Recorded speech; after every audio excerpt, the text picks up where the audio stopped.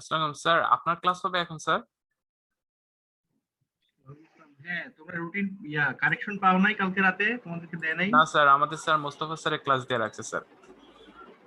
উনারই class নেওয়ার কথা ছিল, রাতে চেঞ্জ হয়েছে, তোমরা কারেকশন পাও না নাই? স্যার। আচ্ছা আসো এখানে, এখন আসো। জি স্যার। আমি স্যার প্রথম ক্লাসটা আহ, এইভাবে শুরু পাঁচ- হলো স্যার। এটা স্যার। আচ্ছা আসো, 5 মিনিটের আমি টাইম দিলাম, 5 মিনিট পরে শুরু করবো।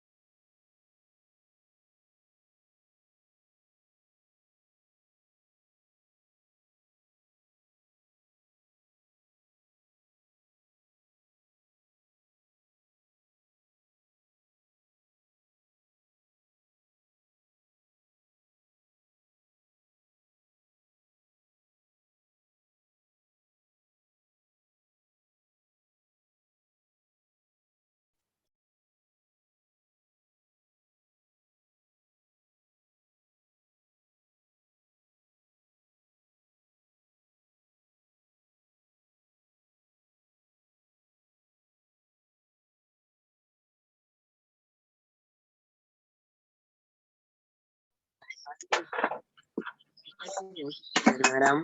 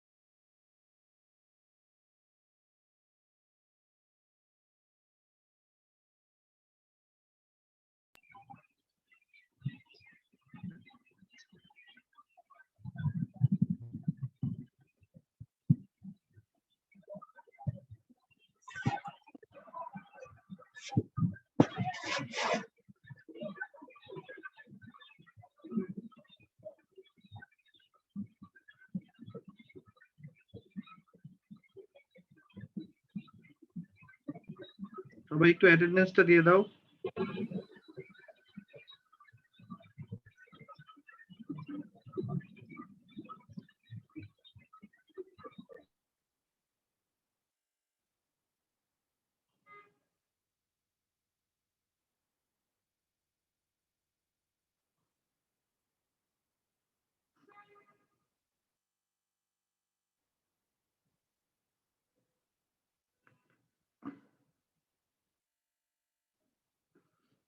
কি অবস্থা তোমাদের বলো?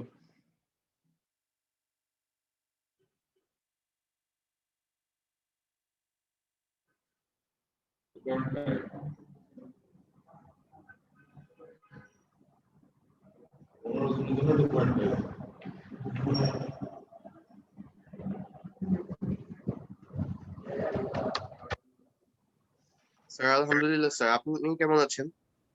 এই তো আলহামদুলিল্লাহ। তো তোমাদের থার্ড ইয়ার শুরু হয়ে গেল নাকি? জি স্যার।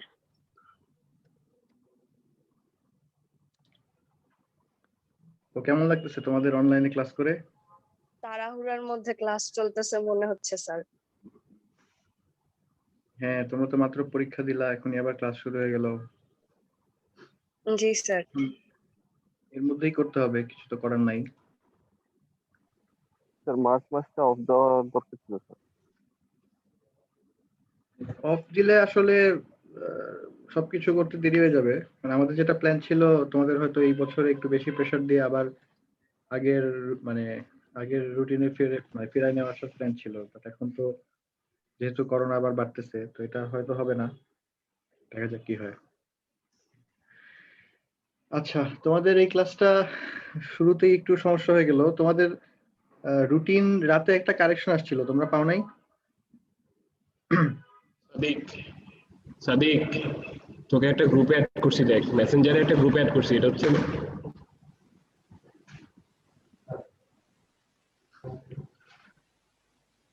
আচ্ছা,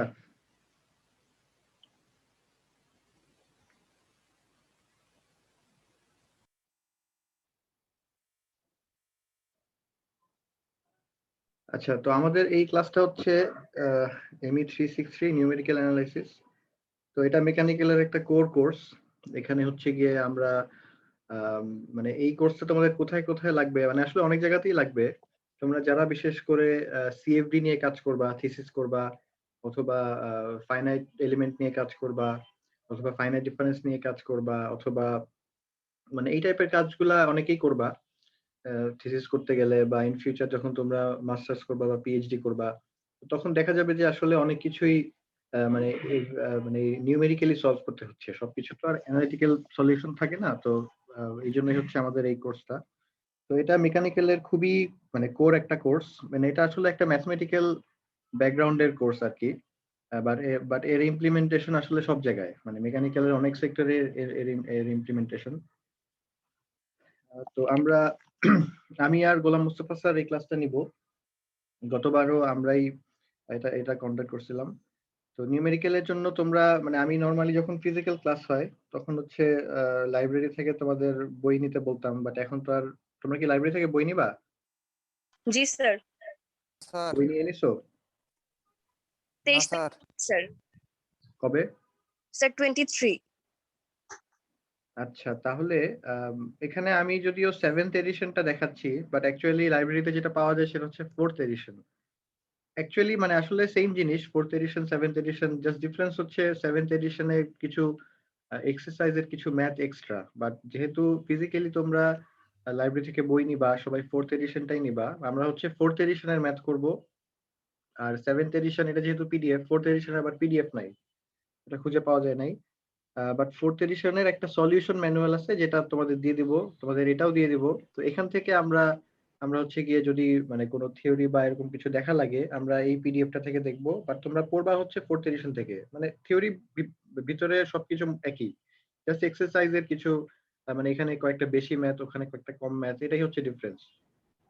তো আমরা মেইনলি মানে আসলে বই ফলো করব না, কারণ এটা হচ্ছে দেখা যাচ্ছে 987 পেজের একটা বই, তো এটা পুরোটা পড়াও সম্ভব না। এখান থেকে আমরা মানে আমাদের মতো করে পড়াবো, স্যারের মতো করে পড়াবেন, আমি আমার মতো করে পড়াবো। আর হচ্ছে গিয়ে অনেক ম্যাথ করতে হবে এখানে। তো সেই ম্যাথ গুলা তোমরা মানে নিউমেরিক্যাল একটা সমস্যা কি, ম্যাথ গুলা দেখে মনে হয় ইজি, মানে সবই হচ্ছে মানে হাতে করতে হয়, তো সবই হচ্ছে ইটারেশন করে করে করতে হয়।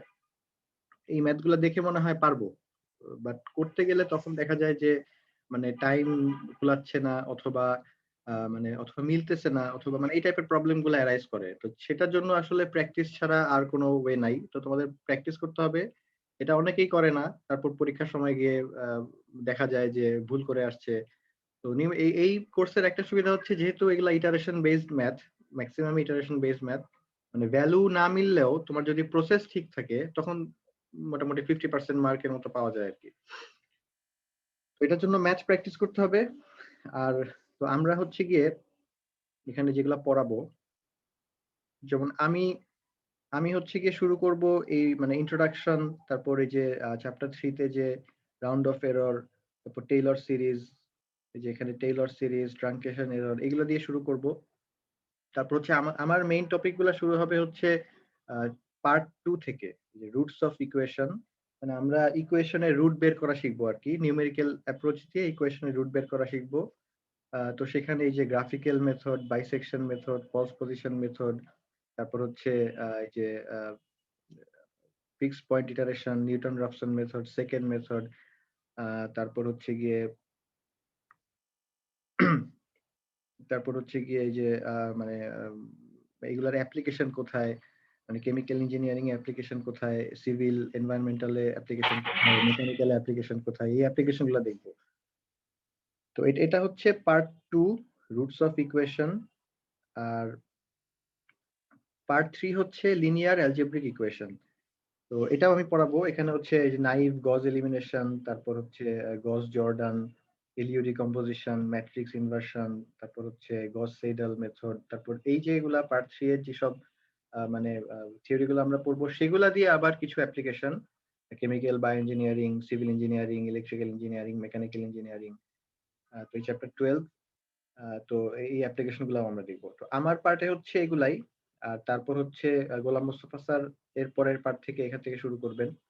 তো উনি এখান থেকে রিগ্রেশন পড়াবেন, ইন্টারপোলেশন পড়াবেন, তারপর হচ্ছে মানে এগুলা উনি ওনার মতো পড়াবেন, ঠিক আছে? তো সবকিছুতেই আমি আবারও বলতেছি, এখানে এটা পুরাটাই একটা ম্যাথমেটিক্যাল কোর্স। এখানে তোমাদেরকে হাতে ম্যাথ করতে হবে এবং এট দ্য সেম টাইম তোমাদের আম, এটা একটা সেশনালও আছে। তো সেশনালটা নর্মালি যেটা করা হয় সেটা হচ্ছে গিয়ে আম, মানে আমরা ম্যাটল্যাবে করাই আর কি। তো বাট এখন যেহেতু তোমরা সবাই বাসায়, আর ম্যাটল্যাব ইনস্টল করাটাও আসলে একটু ডিফিকাল্ট। পিসি না থাকলে, মানে যাদের পিসি নাই, তোমরা তো আসলে ম্যাটল্যাব ইনস্টল করতে পারবা না। তো সেক্ষেত্রে আমরা যেটা এখন এবার করব সেটা হচ্ছে যদি ফিজিক্যালি ক্লাস না খুলে আমরা এই প্রবলেম গুলা সলভ করব সি প্রোগ্রাম দিয়ে।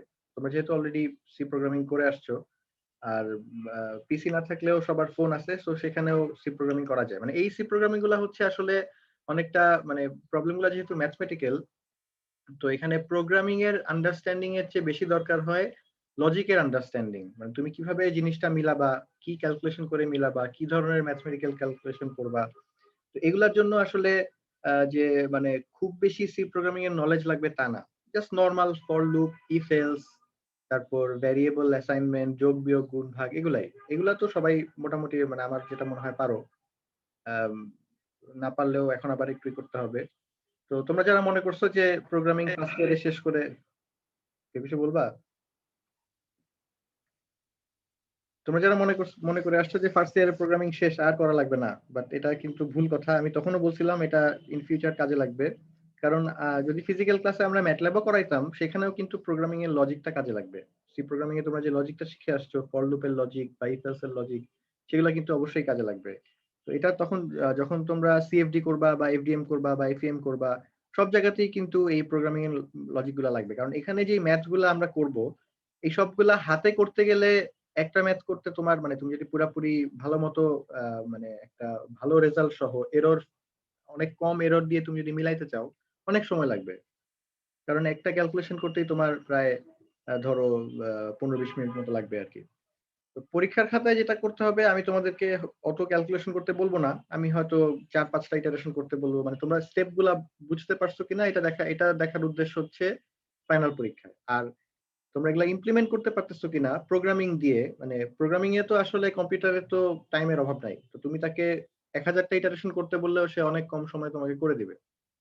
এই জিনিসটার জন্যই হচ্ছে আমরা সি প্রোগ্রামিং দিয়ে এই প্রবলেম গুলা সলভ করা শিখবো।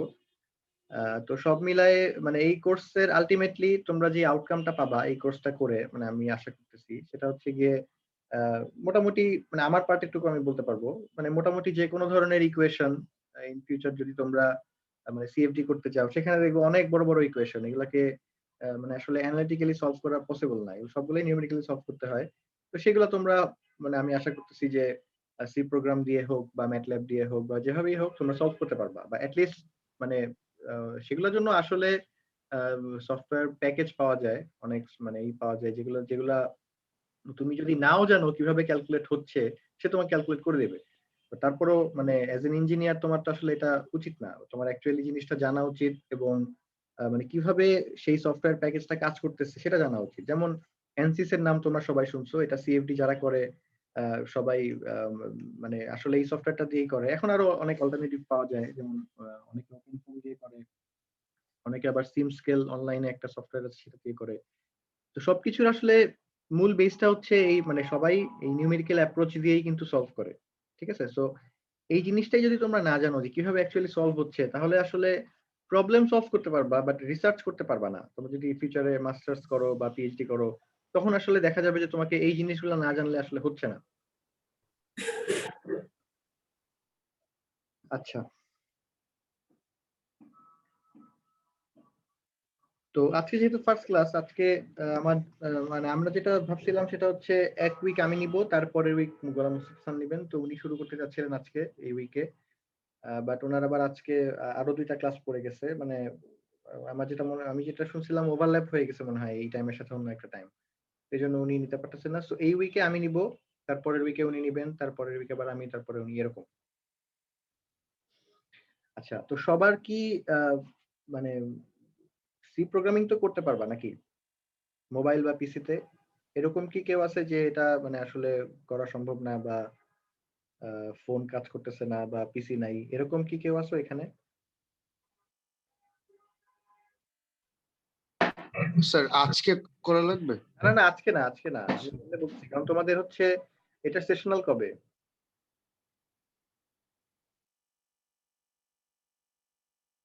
স্যার টুয়েসডে, আচ্ছা, তো ওই মঙ্গলবার।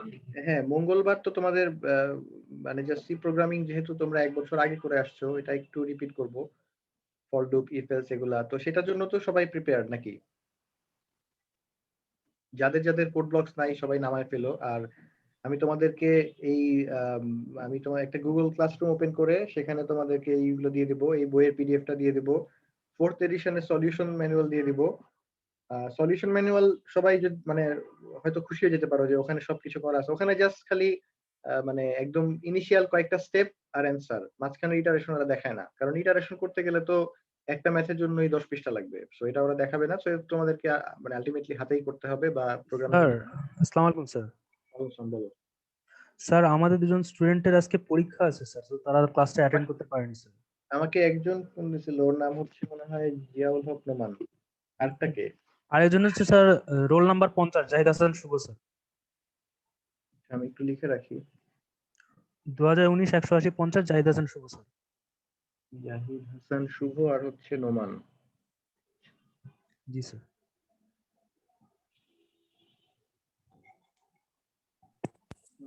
ঠিক আছে। স্যার এমনি স্যার মানে আমাদের প্র্যাকটিক্যালে স্যার আমরা যদি এখানে ম্যাটল্যাব ইউজ করতাম তাহলে স্যার ওখানে কি প্রোগ্রামিং করতে হতো না? ম্যাটল্যাব তো প্রোগ্রামিং সফটওয়্যারই, এটা অন্য কিছু না। ওইটা জাস্ট সিনট্যাক্সটা একটু আলাদা। সি প্রোগ্রামে যেরকম তোমাদের মানে সি প্রোগ্রাম হচ্ছে একটা জেনারেল পারপাস প্রোগ্রামিং ল্যাঙ্গুয়েজ, মানে এটা দিয়ে তুমি আহ, অনেক কিছুই করতে পারো, বাট ম্যাটল্যাব দিয়ে তুমি ধরো গেম বানাতে পারবে না। ওটার কাজই হচ্ছে তোমার ম্যাথমেটিক্যাল ক্যালকুলেশন। সো এই ক্যালকুলেশন গুলো করার জন্য ম্যাটল্যাবটা একটু মানে ওখানে একটু কম লেখা লাগে আর কি। আর ওটার সিনট্যাক্সটা একটু ডিফারেন্ট। ডিফারেন্ট বলতে ধরো ইফ এলস এর সিনট্যাক্স গুলো একটু ডিফারেন্ট, বাট আলটিমেটলি ঘুরাই ফেরায় লজিকটা সেম। বা ফর লুপের সিনট্যাক্স একটু ডিফারেন্ট, ওখানে ভ্যারিয়েবল একটু অন্যভাবে ডিক্লেয়ার করে। সি প্রোগ্রামে যেরকম তোমরা ইন্ট a = 5 এভাবে করে আসছো, বা ডাবল b = 3.7, ওখানে এভাবে করে না, একটু অন্যরকম ভাবে করে আর কি। মানে ডিফারেন্সটা হচ্ছে আসলে সিনট্যাক্সে মেইনলি। আর তুমি যদি সি প্রোগ্রামিং, হ্যাঁ বলো বলো। স্যার আমাদের ইন ফিউচারে স্যার কি আমরা ওই সি দিয়ে এগুলো সলভ করতে পারবো নাকি ম্যাটল্যাবই লাগবে? এটা এখন আসলে তোমার চয়েসের উপর, তুমি সি দিয়েও করতে পারো, ম্যাটল্যাব দিয়েও করতে পারো।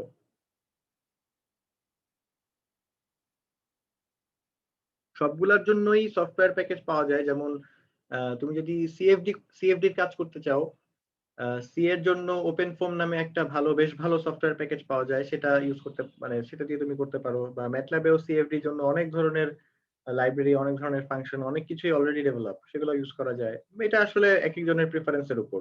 স্যার সি প্রোগ্রামে সিএফডির জন্য প্যাকেজটার নাম কি বললেন স্যার? ওপেন ফর্ম, অনেকগুলা প্যাকেজই আছে। ওপেন ফর্মটা সবাই ইউজ করে। তারপর মেক্সিস একটা আছে, MECHSYS মেক্সিস, এরকম অনেক কিছুই মানে অনেকগুলা প্যাকেজই পাওয়া যায় আর কি। আচ্ছা, সো নিউমেরিক্যাল অ্যানালাইসিস হচ্ছে, আমার হাতের লেখা একটু বাজে, এটা তোমরা হয়তো এর মধ্যে অলরেডি বুঝে গেছো 1 বছর 2 বছর ক্লাস করে। তো নিউমেরিক্যাল অ্যানালাইসিস হচ্ছে is an area of mathematics that creates, analyzes, implements algorithms for obtaining numerical solutions to problems involving unknown variables. মানে যেখানেই আননোন ভ্যারিয়েবল থাকবে, মানে তোমরা তো দেখছো ইঞ্জিনিয়ারিং এ আসলে মানে ইকুয়েশন সলভ করা বা মানে ইন্টারপোলেশন করা বা ডিফারেন্সিয়েশন করা, এই কাজগুলা মানে ইঞ্জিনিয়ারিং আসলে কি ম্যাথমেটিক্স, ফিজিক্স, আর তো কিছু না। ফিজিক্স দিয়ে তোমরা মানে এনভায়রনমেন্টটা দেখবা, প্রবলেম গুলা বের করবা, ম্যাথমেটিক্স দিয়ে হচ্ছে সেগুলার মডেলিং করবা, তারপর সেগুলো সলভ করবা। এখন সবকিছুর আসলে অ্যানালিটিক্যাল সলিউশন নাই, মানে সব ধরনের ইকুয়েশন, সব ধরনের যদি অনেক বড় কমপ্লিকেটেড ইকুয়েশন হয়, সেগুলোর অ্যানালিটিক্যাল সলিউশন হয় না, সেগুলোর জন্য আমাদেরকে নিউমেরিক্যালি সলভ করতে হয়। আচ্ছা, তো যেখানে আননোন ভ্যারিয়েবল থাকবে, আননোন ভ্যারিয়েবল বলতে নরমাল ইকুয়েশন সলভিং ও থাকতে পারে, তারপর ইন্টিগ্রেশনে থাকতে পারে, ডিফারেন্সিয়েশন থাকতে পারে, তো সেখানে আমাদের নিউমেরিক্যাল অ্যানালাইসিস ইউজ করতে হবে। তো এটা আসলে মানে নিউমেরিক্যালের মানে অ্যাক্টিভিটিস বা এটার মানে এটার ব্রাঞ্চ হচ্ছে আসলে অনেক জায়গাতেই, natural sciences, engineering, medicine, social sciences, business, সব জায়গায় হচ্ছে মানে তুমি একে পাবা আর কি। আচ্ছা, তো কোথায় কোথায় এগুলা লাগে এটা আসলে বলে শেষ করা যাবে না। তারপর এখানে কয়েকটা আমি আমি আমি লিখে দিছি, যেমন computing values of functions, functional মানে ফাংশনের ভ্যালু ক্যালকুলেট করার জন্য নিউমেরিক্যাল লাগবে, তারপর ইন্টারপোলেশন করার জন্য লাগবে, এক্সট্রাপোলেশন করার জন্য লাগবে, রিগ্রেশন করার জন্য লাগবে, তারপর ইকুয়েশন সলভ করা একটা সিঙ্গেল ইকুয়েশনের জন্য লাগবে। তোমার যদি সেটা ধরো একটা সিঙ্গেল ইকুয়েশন বলতে ধরো এক্স এর পাওয়ার হচ্ছে সেখানে 10, ধরো x to the power 10 minus 9x to the power 9, এরকম একটা বিশাল ইকুয়েশন। তো এরকম একটা সিঙ্গেল ইকুয়েশন সলভ করতেও লাগবে। আবার তোমার যদি সিস্টেম অফ ইকুয়েশন থাকে, ধরো 10টা ইকুয়েশন 10টা ভ্যারিয়েবল, ঠিক আছে? তো এগুলা তুমি যদি নরমালি ওই যে তোমরা যে ছোটবেলায় করে আসছো, রিপ্লেস করে করে করে করে যদি করতে যাও, অনেক সময় লাগবে, এটা আসলে সম্ভব না।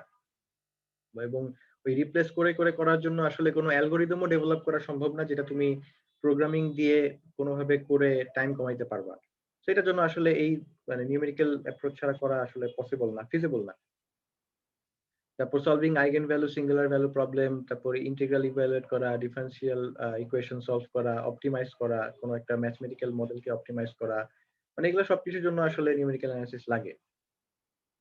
আচ্ছা, একটা মানে একদম সিম্পল একটা এক্সাম্পল দিয়ে, আমি যে বারবার বলতেছি নিউমেরিক্যাল অ্যাপ্রোচ আর অ্যানালিটিক্যাল অ্যাপ্রোচ, এটা বোঝার জন্য একদম সিম্পল একটা এক্সাম্পল, যেমন যেখানে একটা ইকুয়েশন দেখা যাচ্ছে 3x³ + 4 = 28, ঠিক আছে? নরমাল একটা ইকুয়েশন, এটা তোমরা দেখলেই এখন তো আর তোমরা স্কুল কলেজে পড়ো না, এখন ইঞ্জিনিয়ার হয়ে যাচ্ছ, এটা দেখেই মানে বলা যাচ্ছে যে এক্স এর ভ্যালু কত হবে। কিভাবে করবা? যেমন এই 4টাকে ওই পাশে পাঠিয়ে দিব, এটা হচ্ছে অ্যানালিটিক্যাল অ্যাপ্রোচ আর কি, আমি যেটা এখানে দেখাচ্ছি। সো 4টাকে ওই পাশে পাঠিয়ে দিলে 3x³ = 24, তারপর সেখান থেকে তুমি 3 দিয়ে ডিভাইড করো, x³ = 8, সেখান থেকে আসে x = 2। এই যে তুমি অ্যানালিটিক্যালি মানে একবার স্টেপ বাই স্টেপ করে করে তুমি x এর অ্যাকচুয়াল ভ্যালুটা বের করে ফেলছো, এটার নামই হচ্ছে অ্যানালিটিক্যাল অ্যাপ্রোচ। তো অ্যানালিটিক্যাল অ্যাপ্রোচ দিয়ে একদম অ্যাকচুয়াল ভ্যালু পাওয়া যায়, ঠিক আছে? সো ইঞ্জিনিয়াররা সবসময় প্রিফার করে অ্যানালিটিক্যাল ভ্যালু বের করার জন্য, কারণ এটা হচ্ছে একদম এক্সাক্ট সলিউশন, এখানে কোনো এরর নাই, কারণ তুমি লজিক দিয়ে স্টেপ বাই স্টেপ ক্যালকুলেট করে করে এর ভ্যালুটা বের করে ফেলছো। বাট যখন ইকুয়েশনটা বড় হবে, ওই যে আমি যেটা বললাম, ধরো এখানে x⁻10, তারপর x⁻9, তারপর 8, তারপর 7, এরকম বিশাল একটা ইকুয়েশন, সেখানে আবার ধরো মানে তুমি যদি মাল্টিপল ভ্যারিয়েবল নিয়ে আসো, x y z a b c d এরকম ভ্যারিয়েবল নিয়ে আসো, তো সেগুলো সলভ করা আসলে নিউমেরিক্যালি পসিবল না, তোমাকে অনেক ভাবে চিন্তা করতে হবে, অনেকভাবে অনেক কাজ করতে হবে, এটা আসলে পসিবল না। আরেকটা ভালো এক্সাম্পল হচ্ছে, তোমরা যে ইন্টারে তোমরা যে হচ্ছে ওই যে সাইন কজ রিলেটেড কতগুলো প্রবলেম করে আসছিল না, মনে আছে? ওই যে অনেক মনে রাখতে হইতো, অনেক ওই যে আইডেন্টিটি মনে রাখতে হইতো, এরকম মনে আছে? মানে ওই রকম ফর্মুলায় না ফালাইলে এটা মিলবেই না, এরকম অবস্থা আর কি। মানে আসলে আমাদেরকে ইন্টারে ওই ফর্মুলা মুখস্থ করতে হইতো। তো এটার জন্য মানে তুমি যদি এখন করতে চাও, নিউমেরিক্যালি যদি করতে চাও, দেখা যাবে তোমার ওই ফর্মুলা জানা লাগবে না। নিউমেরিক্যালি করা মানে হচ্ছে গিয়ে একটা ভ্যালু তুমি অ্যাজিউম করবা, সেই ভ্যালু দিয়ে ক্যালকুলেট করে দেখবা, তারপর সেখান থেকে আরেকটা বেটার মানে ভ্যালু অ্যাজিউম করবা, সেটা দিয়ে ক্যালকুলেট করে দেখবা। তো যখন দেখবা তোমার আস্তে আস্তে এরর কমতেছে, তখন তুমি বুঝবা যে তুমি অ্যাকচুয়াল সলিউশনের কাছাকাছি চলে আসছো। বাট নিউমেরিক্যালের একটা বড় সমস্যা হচ্ছে এখানে কখনোই এক্সাক্ট ভ্যালু পাওয়া যায় না। তুমি যত ইটারেশন করো, তুমি এক্সাক্ট ভ্যালুর কাছাকাছি যাবা, বাট কখনোই তুমি এক্সাক্ট, এই যে যেমন এই প্রবলেমের ক্ষেত্রে কখনোই তুমি 2 পাবা না, হয়তো 1.9999 এরকম পাবা, বা 2.00001 এই টাইপের ভ্যালু চলে আসবে, বাট কখনোই এক্সাক্ট ভ্যালু আসবে না।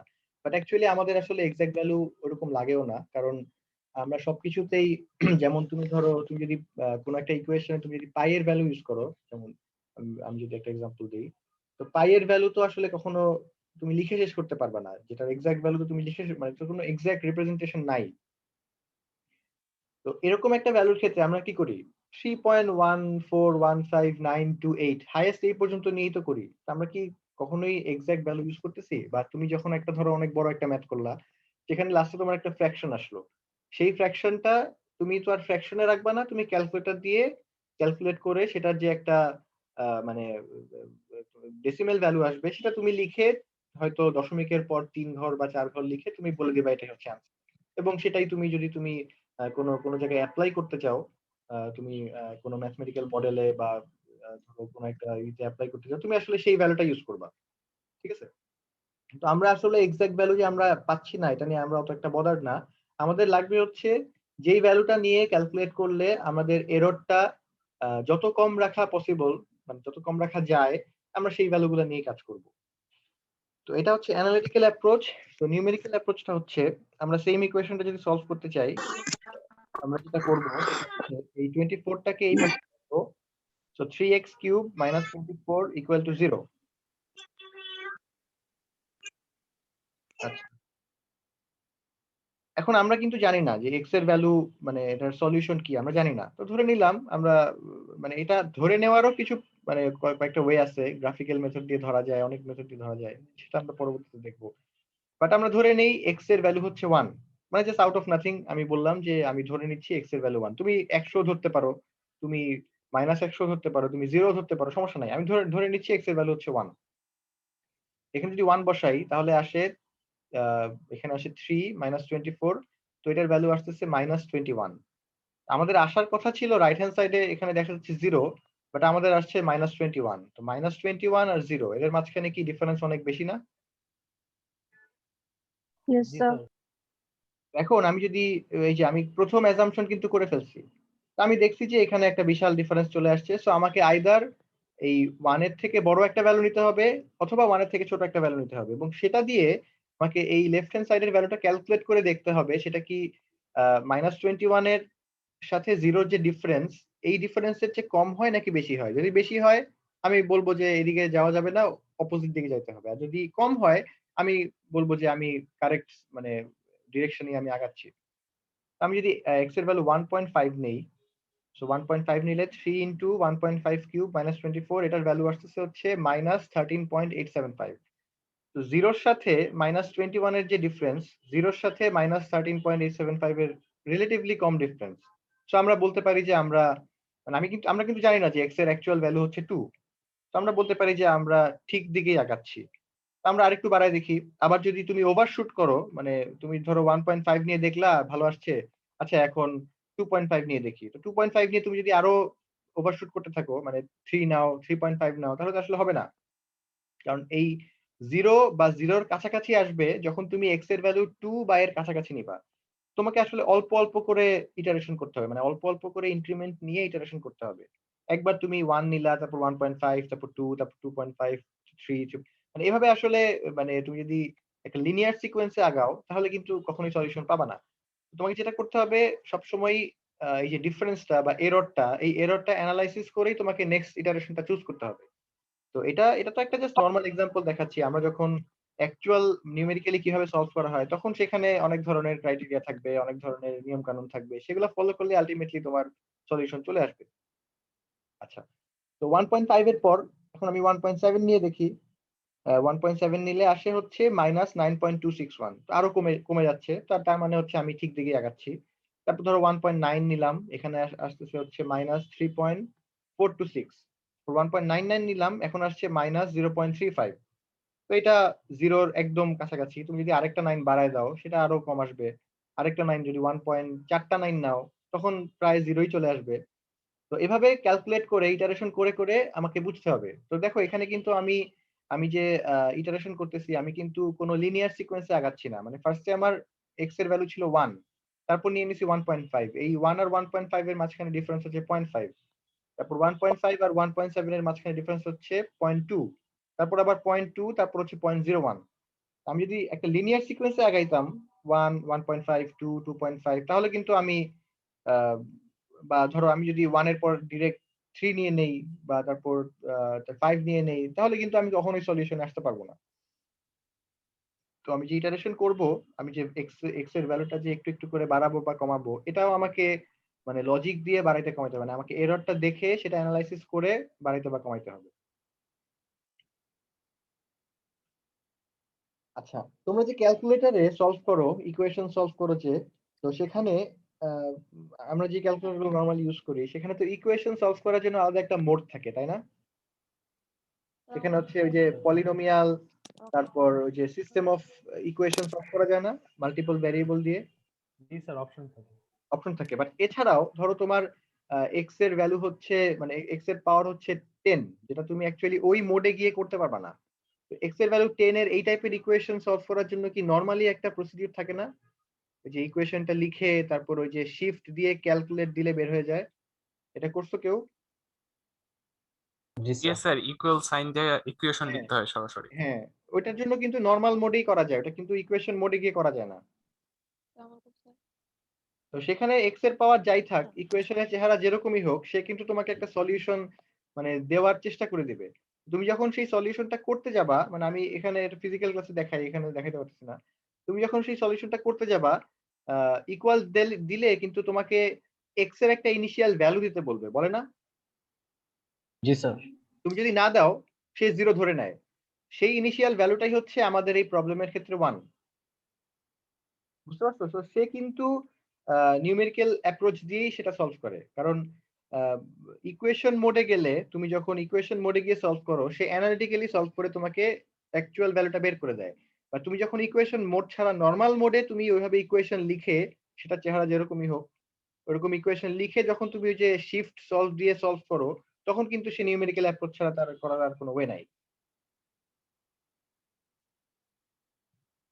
আচ্ছা, তো এই যে এরর, স্যার, বলো। স্যার আমরা 2 কেন ধরলাম না স্যার? হ্যাঁ, স্যার আমরা 2 কেন নিলাম না স্যার? 1.99 পর্যন্ত কেন নিছি স্যার? 2 কেন নিলাম না? স্যার না না, 2 কেন নিলাম না এটা মানে আমি এক্সাম্পল দেখাচ্ছি আর কি। তুমি যদি 2 নাও জিরোই আসবে।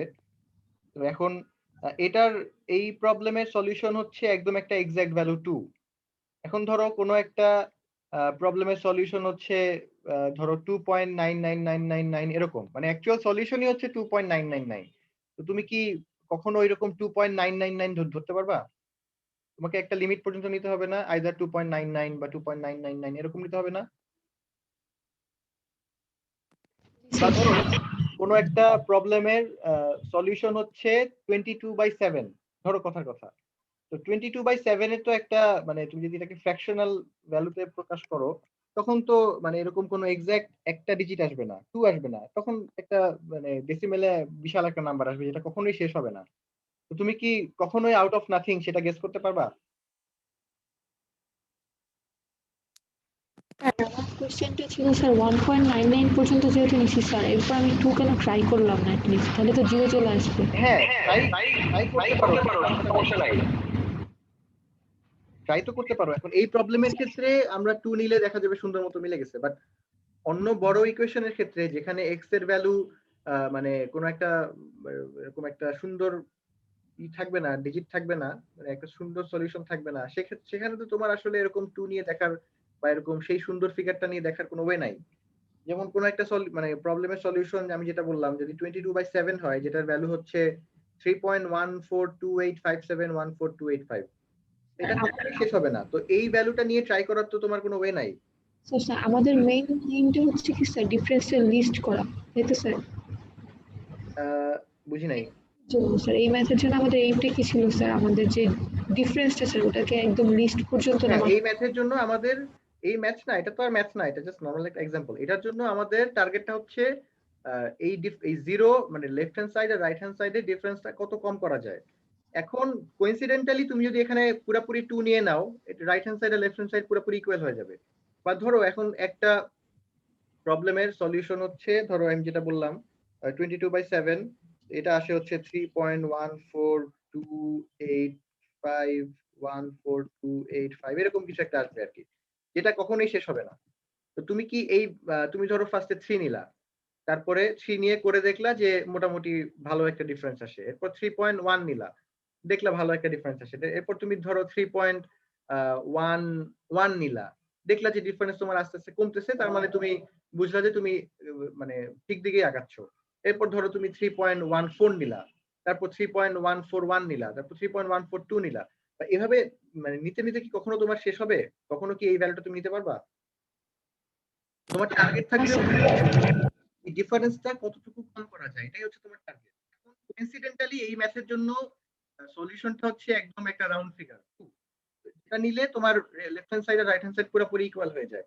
বাট সব প্রবলেমে তো আসলে সেটা হবে না, সব মানে ম্যাক্সিমাম প্রবলেমই হবে না, সেখানে ভ্যালু আসবে এরকম এরকম কোন একটা ভ্যালু আসবে যেটা কখনোই শেষ হবে না। তুমি যদি অ্যানালিটিক্যালি সলভ করো, অ্যাকচুয়াল সলিউশনটা এরকম ভ্যালু আসবে যেটা কখনোই শেষ হবে না। তো এই একদম এটা নিয়ে তো আসলে দেখার আমাদের ওয়ে নাই। এই জন্যই আমরা মানে এই ডিফারেন্সটা নিয়ে দেখবো যে যখনই ডিফারেন্স অনেক কম হয়ে যাবে, মানে এটারও একটা স্টপিং ক্রাইটেরিয়া থাকবে, আমি কখন ইটারেশন বন্ধ করে দেবো, মানে আমি আর কখন ইটারেশন করবো না, এরকম তো আমাকে বলতে হবে। নাহলে আমি তো মানে সারা জীবন তো আর একই ইটারেশন করতে থাকবো না। তো যখনই আমার একটা ক্রাইটেরিয়া ফুলফিল হবে যে আমার এত সিগনিফিকেন্ট ডিজিটের বেশি অ্যাকুরেসির দরকার নাই, বা এর চেয়ে বেশি কারেক্ট আনসার দরকার নাই, তখন আমি স্টপ করে দেব। তো এই জন্য এখানে মানে আমি 1.99 দিয়ে শেষ করে দিছি।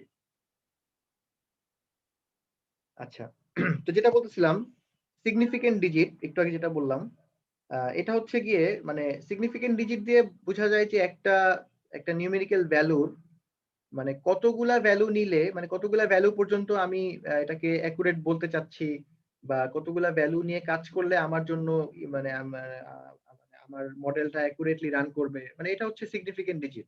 যেমন একটা গাড়ির ওডোমিটারের দিকে যদি আমরা দেখি, মানে এখানে আমি একটু দেখানোর চেষ্টা করছি, যেমন হচ্ছে এখানে দেখা যাচ্ছে এই গাড়িটার স্পিড হচ্ছে, তুমি যদি মোটামুটি মানে একটা আন্দাজ করো, তাহলে যেটা হচ্ছে মোটামুটি 45।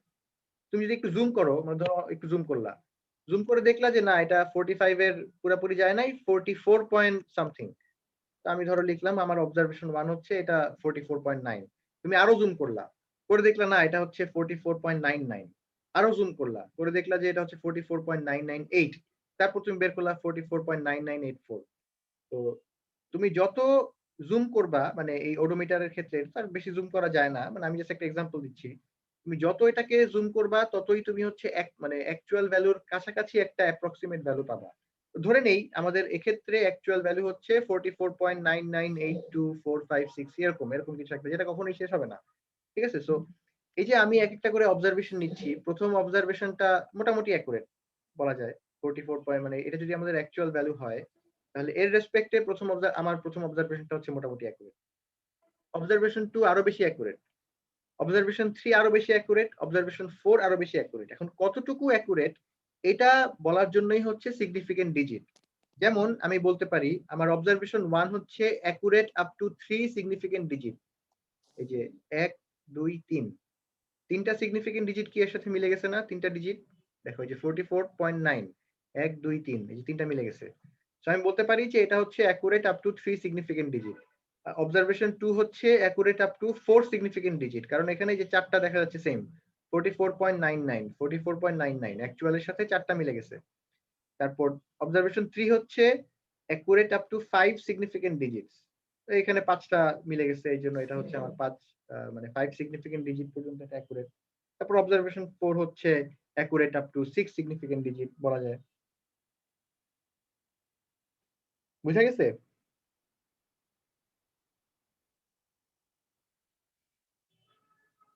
কারো কোনো ডাউট এই পর্যন্ত?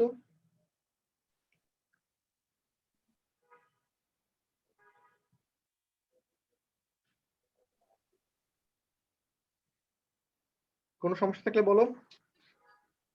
No sir. আচ্ছা আচ্ছা, এখন এই অ্যাকুরেসি আর প্রিসিশন এই দুইটা টার্ম হচ্ছে গিয়ে তোমরা হয়তো অনেকে শুনে আসছো। মানে নিউমেরিক্যালের জন্য এই দুইটা টার্ম অনেক বেশি। স্যার বলো। স্যার একটা কোশ্চেন স্যার, আমাদের কাছে তো স্যার অ্যাকচুয়াল ভ্যালুটা থাকবে না যখন থাকবে না, হ্যাঁ থাকবে না।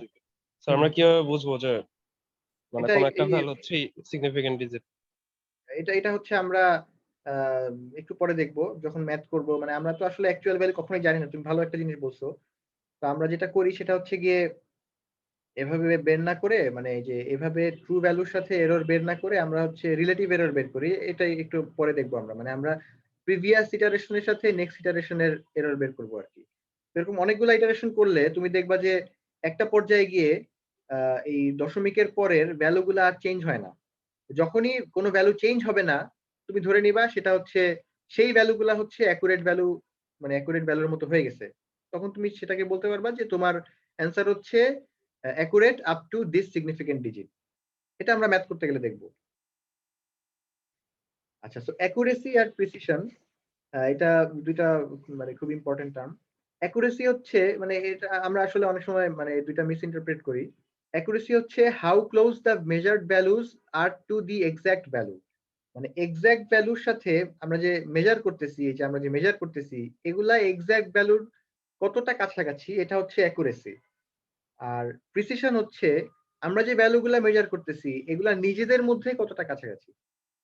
ঠিক আছে, তো আমি আরেকবার বলি, অ্যাকুরেসি হচ্ছে আমরা যে মেজার করতেছি, যেমন আমরা এখানে অনেকগুলা ভ্যালু মেজার করলাম, এগুলা অ্যাকচুয়াল ভ্যালুর সাথে কতটুকু কাছাকাছি এটা হচ্ছে অ্যাকুরেসি। আর প্রিসিশন হচ্ছে আমরা যে মেজার করতেছি এই ভ্যালুগুলা নিজেদের মধ্যে কতটা কাছাকাছি, এটা হচ্ছে প্রিসিশন। তো এটা হচ্ছে ওই যে এরকম একটা ওই যে এটা কি বলে, ডার্ট গেম বলে না? আর্চার বা ডার্ট গেম স্যার।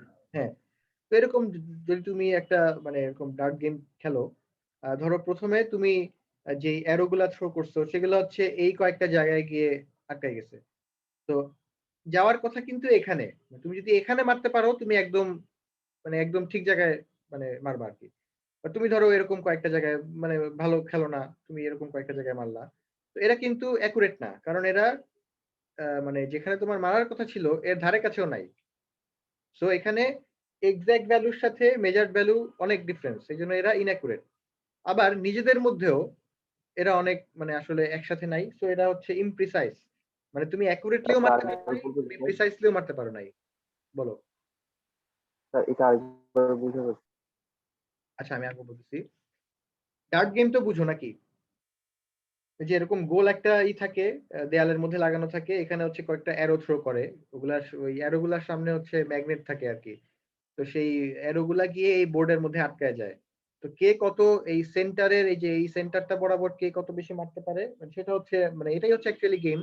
যে একদম সেন্টারে মারতে পারবে সে অনেক ভালো, যে মানে আশেপাশে মারতে পারবে না সে খারাপ, এরকম আর কি। তো তুমি ধরো কয়েকটা অ্যারো থ্রো করলা, সেগুলো হচ্ছে এই যে এই আমি যে গোল গোল দিয়ে দেখাচ্ছি এই জায়গাগুলোতে গিয়ে আটকায় গেছে। ঠিক আছে, সো তোমার এইমটা কিন্তু অ্যাকুরেট না, কারণ তুমি সেন্টার বরাবর মারতে পারো নাই, তুমি অনেক দূরে দূরে কয়েক জায়গায় মারছো, সো এটা হচ্ছে ইনঅ্যাকুরেট। আবার তুমি যে অ্যারোগুলা থ্রো করছো এরা নিজেদের মধ্যেও কিন্তু অনেক মানে এদের ডিসটেন্স কিন্তু অনেক বেশি, এটা এখানে, এটা এত দূরে, এটা এত দূরে, এটা এত দূরে, তো তার মানে তোমার থ্রো গুলা কিন্তু প্রিসাইজও না। ঠিক আছে, সো তোমার থ্রো এই ক্ষেত্রে inaccurate and at the same time imprecise. ঠিক আছে, এরপর তুমি ধরো কিছুক্ষণ প্র্যাকটিস করলা, তো করার পর এখন তোমার যেটা হচ্ছে তুমি ধরো এখন যে অ্যারোগুলা থ্রো করতেছো সেগুলা এরকম দূরে না থেকে মোটামুটি এই সেন্টারের কাছাকাছি কয়েকটা জায়গায় গিয়ে মানে চলে আসছে। এখন তুমি বলতে পারো যে তোমার থ্রো এখন আগের চেয়ে মোর অ্যাকুরেট, কারণ তুমি একদম সেন্টারের মোটামুটি কাছাকাছি নিয়ে আসতে পারছো। দেখো এই ক্ষেত্রে এই এইমটা কিন্তু অনেক বাজে, বা এই এইমটা কিন্তু অনেক বাজে, এরা সেন্টার থেকে অনেক দূরে। বাট এখন কিন্তু মোটামুটি সবগুলা এইমই হচ্ছে সেন্টারের মোটামুটি কাছে। তো আমি বলতে পারি এই এইম গুলা হচ্ছে বা এই থ্রো গুলা হচ্ছে এখন অ্যাকুরেট, বাট এখনো এদের নিজেদের মাঝখানে ডিস্টেন্স অনেক বেশি। এখানে যেরকম ছিল এটার সাথে এটার যে ডিস্টেন্স, এটার সাথে এটার যে ডিস্টেন্স, তো এখানেও কিন্তু নিজেদের মাঝখানে ডিস্টেন্স গুলো অনেক বেশি। তো তার মানে তোমার থ্রো কিন্তু এখন রিলেটিভলি মোর অ্যাকুরেট, বাট এগুলা কিন্তু এখনো ইমপ্রিসাইজ। আচ্ছা, পরের এক্সাম্পল, তুমি ধরো আরেকটু প্র্যাকটিস করলা। এখন তুমি যেটা করতে পারতেছো সেটা হচ্ছে তুমি প্রিসাইসলি থ্রো করতে পারতেছো। তার মানে তুমি যে থ্রো গুলা করতেছো এই সেই অ্যারো গুলা একদম কাছাকাছি জায়গায় মানে চলে আসতেছে, বাট এরা কিন্তু একদম সেন্টার থেকে মোটামুটি বেশ দূরে। তার মানে এটা হচ্ছে ইনঅ্যাকুরেট বাট প্রিসাইজ। ইনঅ্যাকুরেট কারণ এটা সেন্টার থেকে বেশ দূরে, আর প্রিসাইজ কারণ হচ্ছে তুমি যে অ্যারো গুলা থ্রো করতেছো সেগুলা নিজেদের মধ্যে মানে আগের মতো এত দূরে দূরে নাই, এখন অনেকটা কাছাকাছি চলে আসছে। তো তোমার থ্রো হচ্ছে এখন precise but still it is inaccurate. এরপর তুমি ধরো আরো কয়েকদিন প্র্যাকটিস করলা, করার পর এখন তুমি যখনই অ্যারো থ্রো করো সেগুলো একদম সেন্টারের আশেপাশে গিয়ে মানে কাছাকাছি একটা জায়গায় চলে আসে। তো তার মানে এরা হচ্ছে accurate and at the same time এরা হচ্ছে প্রিসাইজ। বুঝা গেছে? জি স্যার। সবার ক্লিয়ার? জি স্যার।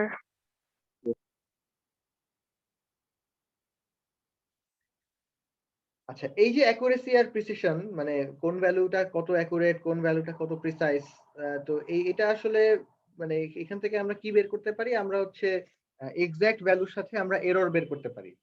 ঠিক আছে? সো সেই এররটা হচ্ছে errors are formulated because of using approximations to represent exact values. যেমন ধরো পাই এর ট্রু ভ্যালু হচ্ছে 3.1415, তো কখনো শেষ হবে না। বাট আমরা তো আর মানে এরকম একটা যেই ভ্যালুটা শেষ হবে না এরকম কোনো ভ্যালু নিয়ে ক্যালকুলেশন করতে পারি না। আমাদের হচ্ছে একটা মানে কয়েকটা ডিজিট পর্যন্ত একটা কিছু নিতে হবে।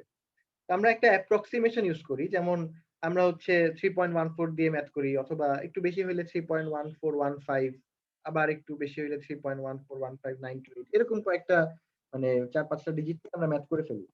ক্যালকুলেটরও কিন্তু সবগুলা ভ্যালু নিয়ে করে না, সে হয়তো হাইয়েস্ট 10টা বা 11টা ডিজিট নিয়ে করে তারপর তোমাকে একটা অ্যাপ্রক্সিমেট রেজাল্ট দেখায়, কারণ পাই এর ভ্যালু তো কখনো শেষ হবে না।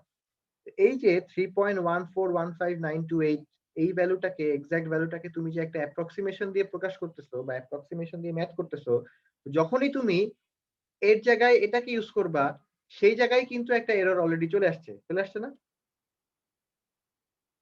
জি স্যার। তার জি মানে স্যার। ট্রু এরর হচ্ছে, আমরা কয়েক ধরনের এরর দেখব। ট্রু এরর হচ্ছে ট্রু ভ্যালু মাইনাস অ্যাপ্রক্সিমেশন।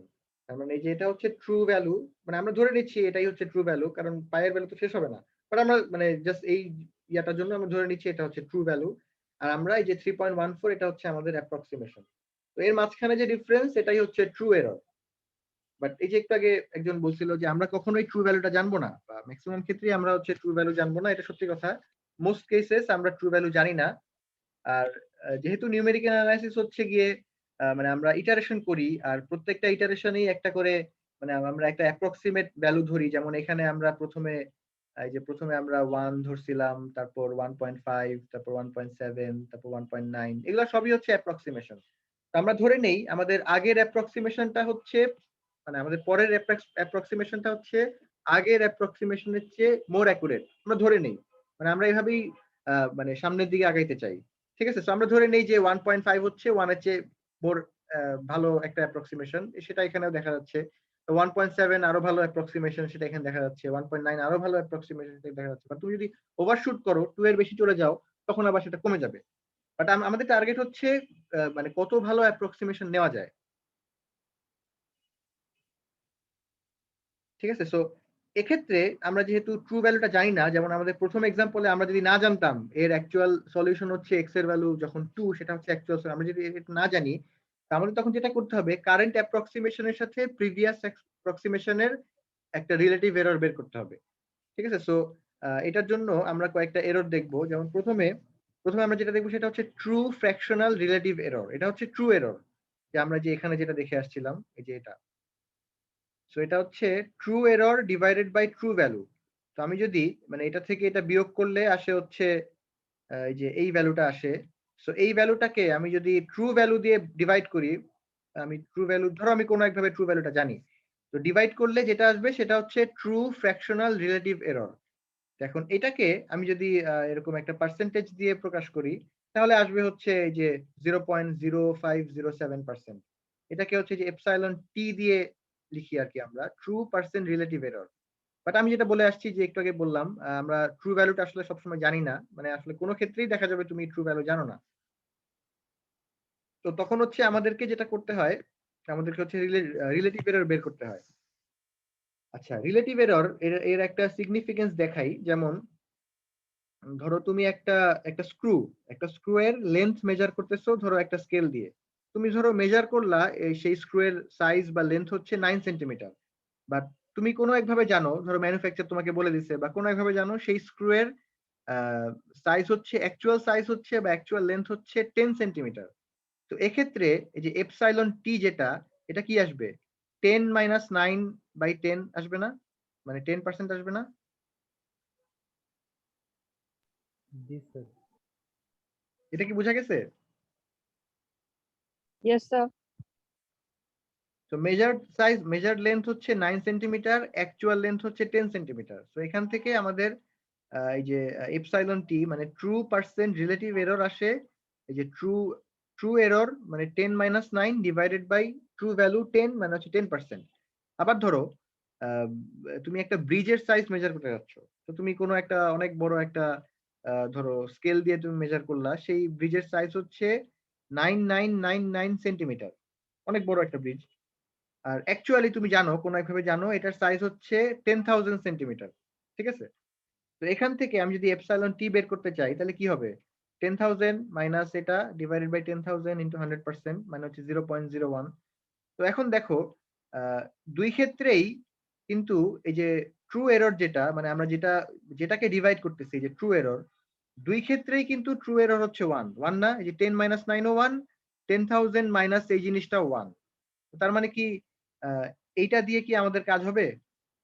মানে শুধু ট্রু এরর দিয়ে কি আমাদের কাজ হবে? না স্যার।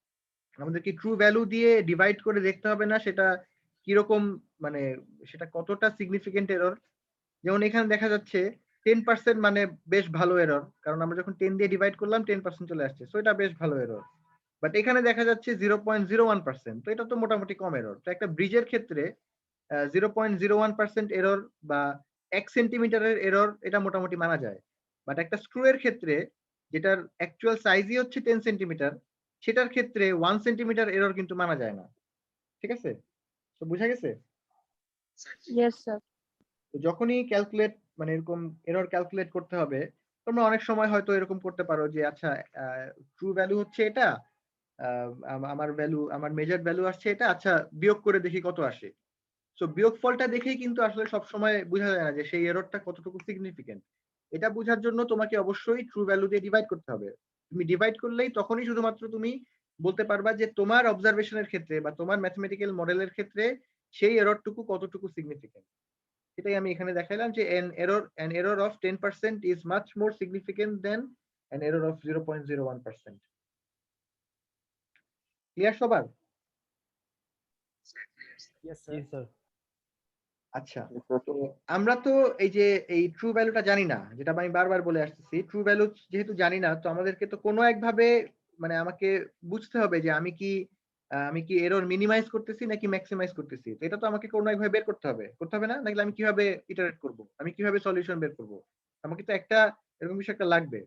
সো এটার জন্যই আমরা হচ্ছে গিয়ে এখানে যেরকম ট্রু পার্সেন্ট রিলেটিভ এরর বের করছি, আমরা এটা আসলে বের করতে পারবো না, কারণ আমরা ট্রু ভ্যালু জানি না। তো আমরা যেটা করব সেটা হচ্ছে পার্সেন্ট রিলেটিভ এরর, এই যে এখানে ট্রু কথাটা নাই, যখন ট্রু ওয়ার্ডটা থাকবে সেটা হচ্ছে এই জিনিসটা হয়ে যাবে, এই যে ট্রু পার্সেন্ট এপসাইলন টি হয়ে যাবে, এটা হয়ে যাবে। আর যদি ট্রু কথাটা না থাকে, জাস্ট পার্সেন্ট রিলেটিভ এরর থাকে, তখন হচ্ছে এটা মানে এই যে এপসাইলন এ হবে। সো এপসাইলন এর ভ্যালু হচ্ছে current approximation minus previous approximation divided by current approximation. তো এটা মানে যখন তুমি ইটারেশন করবা, প্রত্যেকটা ইটারেশনে, যেমন আমরা প্রথমে যে এক্সাম্পলটা দেখছিলাম, সেখানে কিন্তু আমার মানে প্রত্যেকটা ইটারেশনে এক্স এর একটা মানে আমাদের একটা গেস ছিল, প্রথমে 1, তারপর হচ্ছে 1.5, 1.7, 1.8, 1.9 এরকম। তো সেক্ষেত্রে আমরা কিন্তু এরকম এপসাইলন এ দিয়ে আমরা কিন্তু রিলেটিভ এরর বের করতে পারি। তো আমি এখন যেটা দেখাবো সেটা হচ্ছে যখন রিলেটিভ এরর কমবে তখন কিন্তু একই সাথে ট্রু এররও মানে কমতে থাকবে। সো এই দুইটা জিনিস কিন্তু একই সাথে কনভার্জ করে বা একই সাথে ডাইভার্জ করে। তার মানে যখন তোমার ট্রু এরর বাড়বে তখন দেখবা তোমার একই সাথে রিলেটিভ এররও বেড়ে যাচ্ছে। যখন তোমার ট্রু এরর কমবে তখন দেখবা একই সাথে রিলেটিভ এররও কমে যাচ্ছে। মানে দুইটা কানেক্টেড। তার মানে আমরা এই রিলেটিভ এরর দিয়ে বা এপসাইলন এ দিয়েও কিন্তু আমরা হচ্ছে কাজ করতে পারি। কারণ এটা ছাড়া তো আসলে বোঝার উপায় নাই। কারণ আমরা কখনোই ট্রু ভ্যালু জানি না। আমরা যদি প্রথম এক্সাম্পলটা দিয়ে দেখি, যখন আমি x এর ভ্যালু 1 নিব, আমি ধরলাম x এর ভ্যালু 1, অ্যাকচুয়াল ভ্যালু হচ্ছে 2। তো এখন ট্রু এরর কত আসবে? মানে আমরা এখানে জানি এর ভ্যালু হচ্ছে ট্রু, আমি জাস্ট মানে এর ভ্যালু হচ্ছে 2, আমি জাস্ট দেখাচ্ছি। তো ট্রু এরর আসবে হচ্ছে 2, এটা হচ্ছে ট্রু ভ্যালু মাইনাস আমরা যেটা ধরছি, আমরা যেটা অ্যাজিউম করছি 1, এটা হচ্ছে আমাদের measured value divided by 2। 2 minus 1/2 হচ্ছে 50%, মানে তুমি যদি পার্সেন্ট দিয়ে করো। সো এই অবজারভেশনের ক্ষেত্রে এটা হচ্ছে আমাদের ফার্স্ট ইটারেশন। তো এই ফার্স্ট ইটারেশনে আমাদের ট্রু এরর আসতেছে 50%। এখন তুমি যদি রিলেটিভ এরর বের করতে চাও বা এপসাইলন এ বের করতে চাও, তোমাকে কি লাগবে? দুইটা ইটারেশন লাগবে না অ্যাট লিস্ট? কারণ এটাই হচ্ছে আমাদের প্রথম ইটারেশন। এখন তো তোমার এই যে প্রিভিয়াস অ্যাপ্রক্সিমেশন তো তুমি জানো না, কারণ তোমার এখানে অ্যাপ্রক্সিমেশন একটাই, তুমি জাস্ট মাত্র শুরু করলা। তো এই ইটারেশনের ক্ষেত্রে কি এপসাইলন এ বের করা যাবে? না স্যার, আরেকটা পজিশন লাগে। আচ্ছা, কে কিছু একটা কে জানি বলতেছিলা, বলো। বলতেছিলাম স্যার অন্তত দুইটা অ্যাজাম্পশন লাগবে স্যার। হ্যাঁ হ্যাঁ, ঠিক আছে। তো এর পরের বার আমরা যখন ধরলাম x = 1.5, এখন সেটার জন্য আমাদের করেসপন্ডিং লেফট হ্যান্ড সাইড আসছিল -13.875। সো এটা -21 এর যে জিরোর মোটামুটি কাছাকাছি। তো এখন ট্রু এরর হচ্ছে 2 - 1.5/2, এটাকে তুমি পার্সেন্টেজে প্রকাশ করলে আসে হচ্ছে 25%। আর এখন এপসাইলন এ মানে রিলেটিভ এরর হচ্ছে এই যে দেখো, এখন আমরা ক্যালকুলেট করতে পারতেছি current approximation minus previous by current. তো যে কারেন্ট অ্যাপ্রক্সিমেশন 1.5 মাইনাস প্রিভিয়াস হচ্ছে 1 বাই কারেন্ট 1.5। সো এটা করলে আসে হচ্ছে 33.3%। তুমি জাস্ট একটা রিলেটিভ এরর বের করলা, তো একটা দিয়ে তো বোঝা যাচ্ছে না, তোমাকে আরেকটা করতে হবে। কারণ আমরা তো সবসময় ট্রু এরর বের করবো না, কারণ আমরা ট্রু ভ্যালু জানি না। সো আমরা আমাদেরকে এই অ্যাপ্রক্সিমেট এরর দিয়েই কাজ করতে হবে। তুমি যদি আরেকটা ইটারেশন করো, ধরো এখানে আমি নিলাম হচ্ছে 1.7। তো এখন 1.7 নেওয়ার পর এর corresponding left hand side value আসে হচ্ছে -9.261। তো এক্ষেত্রে ট্রু এরর আসে হচ্ছে 15%। তুমি যদি এভাবে করো 2 - 1.7/2, এরকম করলে আসবে 15% অ্যারাউন্ড। আর তুমি যদি এপসাইলন এ বের করো, মানে রিলেটিভ এরর বের করো, current minus previous by current, তাহলে কারেন্ট হচ্ছে 1.7 মাইনাস প্রিভিয়াস হচ্ছে 1.5 বাই কারেন্ট হচ্ছে 1.7। তখন এপসাইলন এ আসবে হচ্ছে 11.76। দেখো এটা কি 33 এর চেয়ে কমে গেছে না? জি স্যার। Yes sir. আচ্ছা, আরেকটা যদি তুমি নাও, ধরো পরে এটা যদি আমি নেই 1.9, এখন ট্রু এরর আসে হচ্ছে 2 - 1.9/2। তুমি যদি ক্যালকুলেট করো তাহলে আসবে হচ্ছে 5%। আর রিলেটিভ এরর আসবে হচ্ছে current approximation 1.9 minus previous approximation 1.7 by current approximation 1.9, এটা করলে আসবে হচ্ছে 10.52। তুমি খেয়াল করে দেখো, ট্রু এরর যখন কমতেছে, ফার্স্টে ছিল 50, তারপর 25, তারপর 15, তারপর 5, একই সাথে রিলেটিভ এরর বা এপসাইলন এও কিন্তু কমে যাচ্ছে। যেমন 50 এর জন্য তো আসলে নাই, 25 এর জন্য আসছে হচ্ছে 33.3, তারপর আসছে হচ্ছে 11.76, তারপর আসছে হচ্ছে 10.52। তুমি যদি 1.99 নাও তখন দেখবা রিলেটিভ এরর আরো কমে গেছে। তুমি যদি 1.999 নাও দেখবা আরো কমে গেছে। বুঝা গেছে? তো তার মানে হচ্ছে আমরা এই রিলেটিভ এরর বা এপসাইলন এর উপরে আমরা ভরসা করতে পারি যে এটার ভ্যালু যদি কমতে থাকে তার মানে আমরা বুঝবো যে আমরা হচ্ছে গিয়ে অ্যাকচুয়ালি ট্রু সলিউশনের দিকে আমরা হচ্ছে আগাচ্ছি। বুঝা গেছে? Yes sir.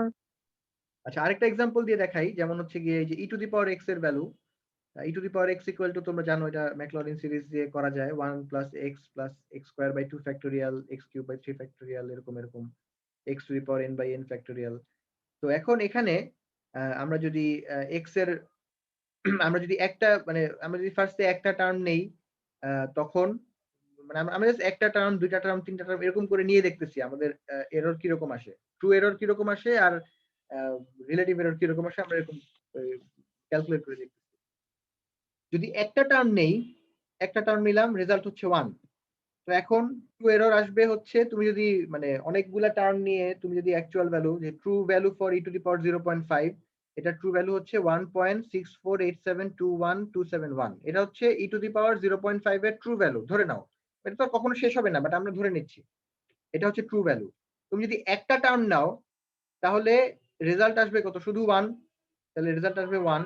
তাহলে এখন ট্রু এরর আসবে হচ্ছে 39.3। এটা কিভাবে ক্যালকুলেট করতে পারবো?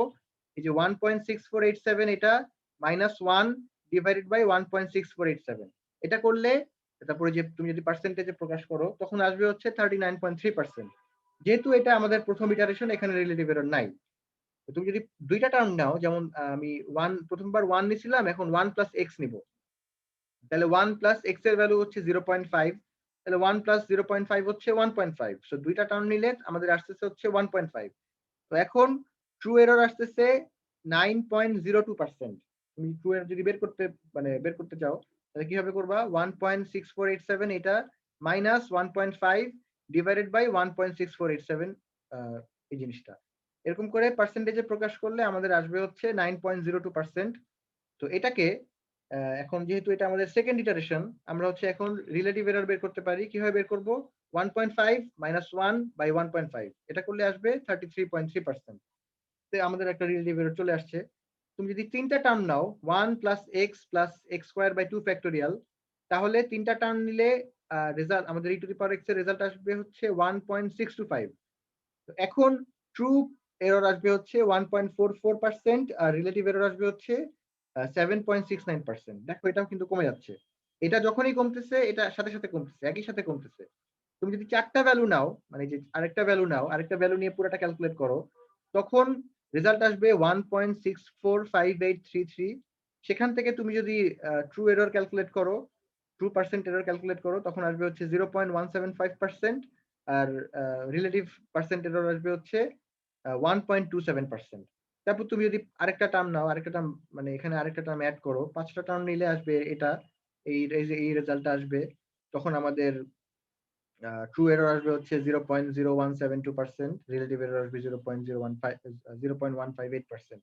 তুমি যদি আরেকটা টার্ম নাও তখন এরকম আসবে, মানে প্রায় কাছাকাছি চলে আসছে আর কি। তো তখন সেখান থেকে ট্রু এরর আসবে হচ্ছে 0.00142% আর রিলেটিভ এরর আসবে হচ্ছে 0.0158%। তো এখন তার মানে কি, যখনই ট্রু এরর কমবে তখনই একই সাথে রিলেটিভ এররও কমবে। যদি ট্রু এরর বাড়ে, রিলেটিভ এররও বাড়বে। তার মানে আমরা যেহেতু ট্রু ভ্যালু জানি না, এক্ষেত্রে আমরা এটা যেহেতু এক্সাম্পল আমরা ধরে নিচ্ছি এটাই হচ্ছে ট্রু ভ্যালু, বাট রিয়েল লাইফে তো আমরা ট্রু ভ্যালু জানবো না। তো তখন সেক্ষেত্রে তো আমাদের এই জিনিসটা ক্যালকুলেট করার কোনো স্কোপ থাকবে না, তখন আমাদেরকে এটার উপর ভরসা করেই আমাদেরকে ক্যালকুলেশন করতে হবে।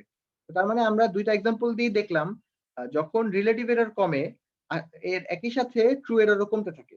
তো এটা দিয়ে এটার উপরে আমরা মানে মোটামুটি ভরসা করতে পারি, বাট এরও কিছু ডাউনফল আমরা দেখতে পারবো। সবসময় এটা আসলে অ্যাকুরেটলি মানে এটার সাথে সাথে কমে না, সবসময় আসলে কমে না। এটা অনেক সময় নাও কমতে পারে, অনেক সময় হতে পারে।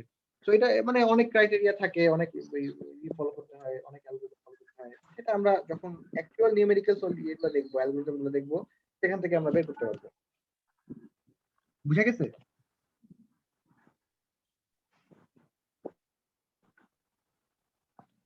আচ্ছা, এখন এখান থেকে দেখে বলো, এই যে আমরা যে সিগনিফিকেন্ট ডিজিট পড়লাম, এই রেজাল্টটা, যে প্রথম রেজাল্টটা, এটা কত সিগনিফিকেন্ট ডিজিট পর্যন্ত অ্যাকুরেট?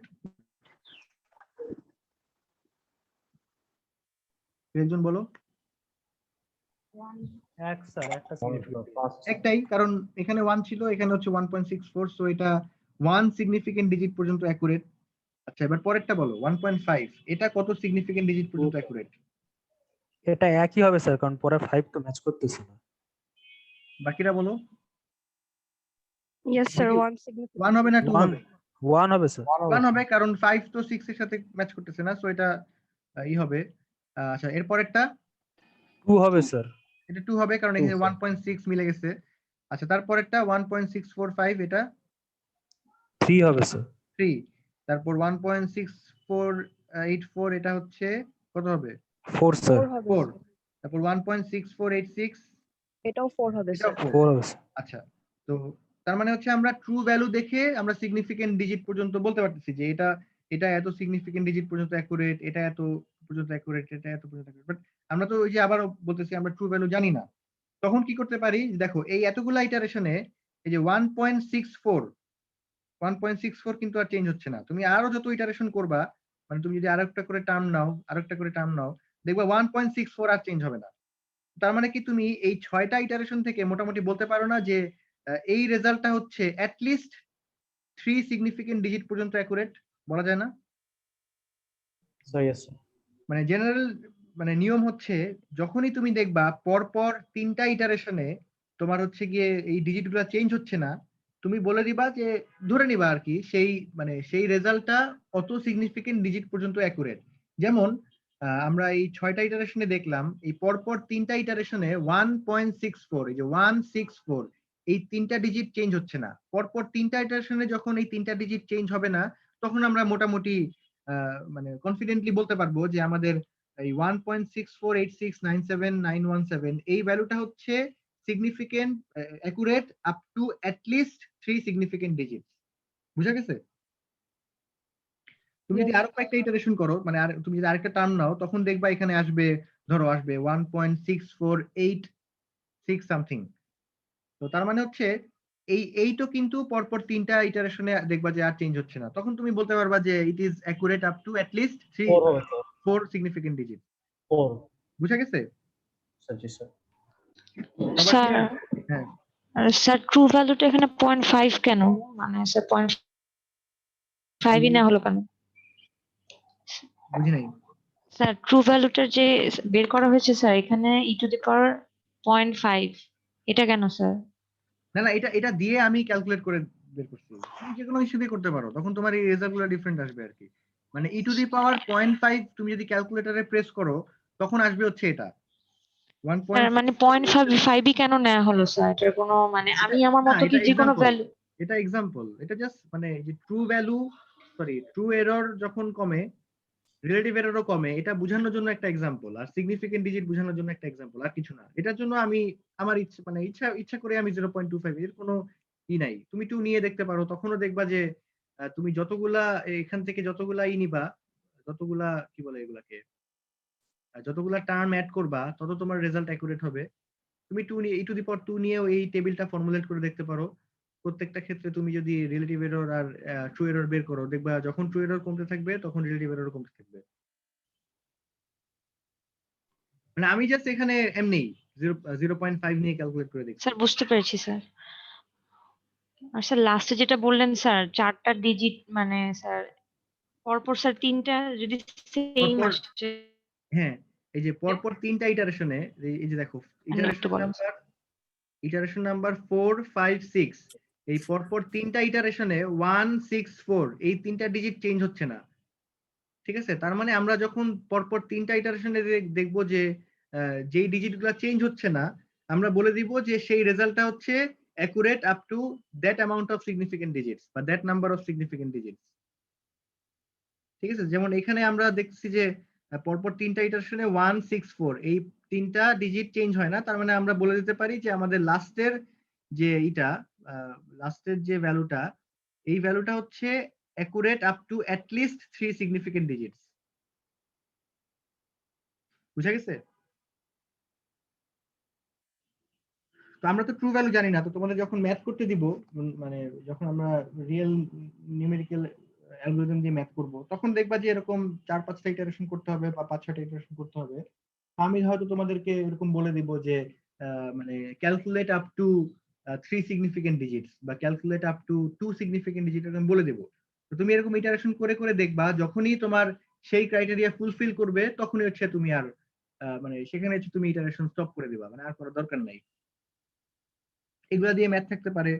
তারপর হচ্ছে আমি হয়তো বলতে পারি যে রিলেটিভ এরর যখন, মানে আমি ধরো এই ম্যাথটা দিয়ে আমি বলতে পারি যে রিলেটিভ এরর যখন 0.01 এর যে নিচে নামবে, তখন তুমি এটা মানে ওই পর্যন্ত তুমি ইটারেশন করো, মানে তখন তুমি ইটারেশন স্টপ করে দাও। তাহলে সেই পর্যন্ত তোমাকে ইটারেশন করে দেখাইতে হবে। বা আমি যদি বলি যে রিলেটিভ এরর যখন 1 এর চেয়ে কম হয়ে যাবে সেই পর্যন্ত ইটারেশন করো, তার মানে তুমি এই যে 5 নাম্বার ইটারেশন পর্যন্ত করে বলে দিবা যে এখানে রিলেটিভ এরর 1 এর চেয়ে মানে নেমে গেছে, মানে 0.158% আসছে, তো তার মানে এটাই হচ্ছে আমাদের stopping criteria. Clear? Yes, sir. কারো কোনো সমস্যা?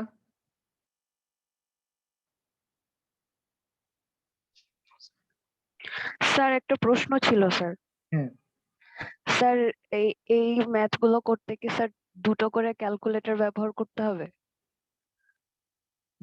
হ্যাঁ, করতে পারলে ভালো। তুমি যদি করতে চাও সমস্যা তো নাই। দুটো স্যার calculator- ক্যালকুলেটরের কোনো স্পেসিফিকেশন আছে স্যার? যে এই টাইপের ক্যালকুলেটর ইউজ করে ম্যাথ করলে বেটার রেজাল্টস পাওয়া যাবে বা ভালো হবে? আচ্ছা, এক্ষেত্রে সব মানে আমি যে ম্যাথগুলো দিব এর মধ্যে কয়েকটা ম্যাথ দেখবা ক্যালকুলেটর ইজিলি সলভ করা যায়। মানে তোমার যেখানে ধরো 4টা ইকুয়েশন 4টা আননোন থাকবে, বা ধরো আননোনের ভ্যারিয়েবলের পাওয়ার যদি 4 থাকে, তখন তোমাকে মানে তুমি ক্যালকুলেটর দিয়ে সলভ করতে পারবে। সো এক্ষেত্রে হচ্ছে গিয়ে FX991EX, অনেকেই ওই যে সাদা ক্যালকুলেটরটা আর কি, সাদা কাভারের, জি স্যার। অনেকের কাছে আছে না এটা? জি স্যার। তো তোমরা যাদের কাছে নাই এটা ম্যানেজ করার ট্রাই করো। এটা দিয়ে মানে এটা দিয়ে করলে যেটা সুবিধা হবে, তুমি আগে থেকে আনসারটা জানতে পারবা। ঠিক আছে? মানে ওইটা দিয়ে সলভ করে তুমি আনসারটা জানতে পারবা। তুমি একটা কনফিডেন্স পাবা যে তুমি যে সলভ করতেছো তোমারটা কারেক্ট সলিউশনের দিকেই আগাচ্ছে। মানে ওইরকম একটা আন্দাজ পাওয়া যায় আর কি। ঠিক আছে? বাট মানে ক্যালকুলেটর দিয়ে সলভ করে লিখে দিলেই তো আর আমি মার্ক দিব না। তোমাকে ইটারেশন করে দেখাইতে হবে যে তুমি অ্যাকচুয়ালি ঠিক দিকেই আগাচ্ছ। বাট ক্যালকুলেটর ইউজ করা যাবে না হচ্ছে তখন, ধরো আমি দিয়ে দিলাম x⁶, বা 6টা ইকুয়েশন 6টা আননোন, বা 5টা ইকুয়েশন 5টা আননোন, তখন তো ক্যালকুলেটর দিয়ে করে লাভ নাই, কারণ ক্যালকুলেটর ওইভাবে অ্যানালিটিক্যাল সলভ করতে পারে না। তখন তোমাকে নিউমেরিক্যালি মানে এভাবেই সলভ করতে হবে। মানে এই রিলেটিভ এরর দিয়ে যখন মানে কমতে কমতে দেখবা যে কখন কমতেছে বা কখন বাড়তেছে, তখন দেখতে পারবা। বাট কিছু ম্যাথের ক্ষেত্রে সেই ক্যালকুলেটর গুলা ইউজ করলে মানে তোমার জন্য ভালো হবে আর কি। তো সেই ক্যালকুলেটরটা কি করে ট্রাই করো। আর 2টা ক্যালকুলেটর থাকলে তো ভালোই। একটা দিয়ে মানে এখানে যেহেতু বারবার ক্যালকুলেশন করতে হচ্ছে, তুমি 2টা ক্যালকুলেটর থাকলে পাশাপাশি একসাথে প্যারালালি 2 ধরনের ক্যালকুলেশন করতে পারবা। জি স্যার। আচ্ছা, আর কারো কোনো সমস্যা?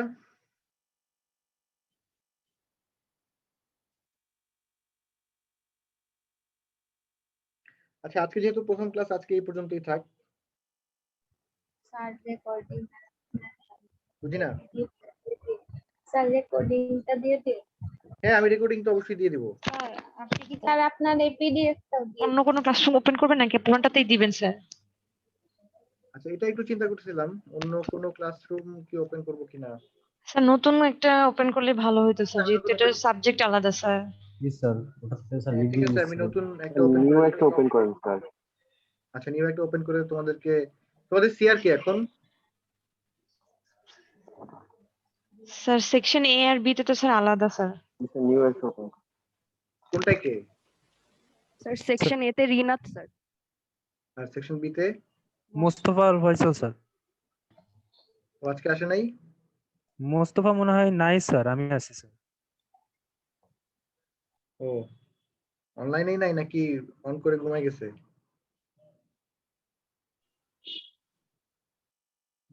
দেখা যাচ্ছে না, সমস্যা নাই। আচ্ছা, আমি হচ্ছে গিয়ে সিআর আমাকে একটু ইয়াতে নক দিও, মেসেঞ্জারে নক দিও, আমি তোমাকে ক্লাসরুমের লিংকটা দিয়ে দিব। জি স্যার। আর তোমাদের সেখানে এই এই যে এইটার পিডিএফ দিয়ে দিব, এই পিডিএফটা দিয়ে দিব, তারপর 4th এডিশনের সলিউশন দিয়ে দিব। তোমরা 4th এডিশনটা কালেক্ট করো একটু লাইব্রেরি থেকে। এটার আসলে এটা যদি পিডিএফ 4th এডিশনে যদি কেউ পিডিএফ পাও অনলাইনে, তাহলে একটু ওখানে শেয়ার করো, আমার জন্য ভালো, তোমাদের জন্য ভালো। স্যার আপনার হ্যান্ডনোটের পিডিএফটা হ্যাঁ, এটাও দিয়ে দিব, সব দিয়ে দিব।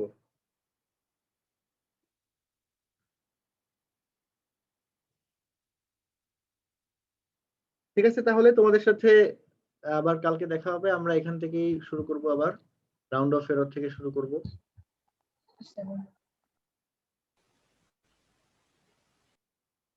ওয়ালাইকুম আসসালাম।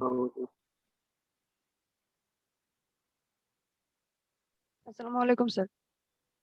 ওয়ালাইকুম আসসালাম।